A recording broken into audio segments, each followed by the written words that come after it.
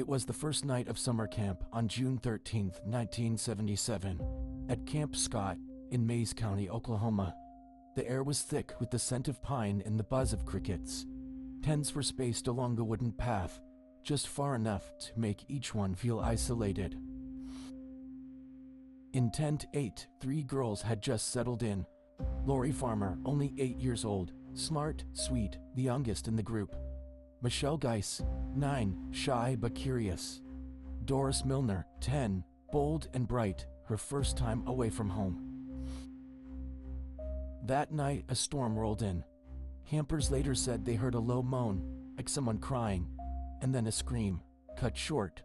Counselors thought it was just nerves, a bad dream.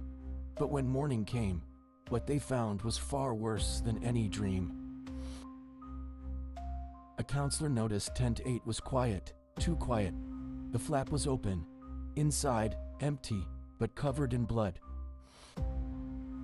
Just 150 yards away, near a trail in the woods, they found the bodies. The girls had been bludgeoned, strangled, and at least one of them had been sexually assaulted.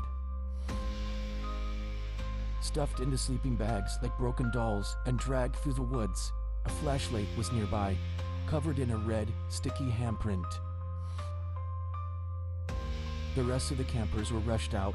Camp Scott was shut down that day. It never reopened. But here's where the story gets stranger. 2 months earlier, counselors had reported bizarre things. One found her belongings ransacked and her donuts stolen. Left behind was a note scrawled in childish handwriting. "We're on a mission to kill 3 girls." Everyone thought it was a cruel joke. No one told the kids. And then, the killer struck. The prime suspect, Gene Leroy Hart, an escaped convict and Cherokee man who had once lived nearby.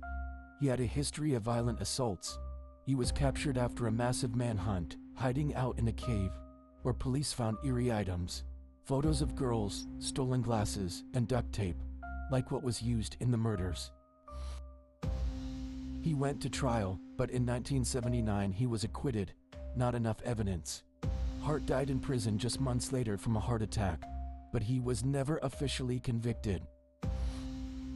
To this day, no one knows for sure who killed Lori, Michelle, and Denise.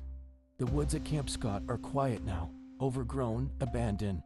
But sometimes late at night, people say you can hear the wind whistle through the trees and the faint screams of little girls.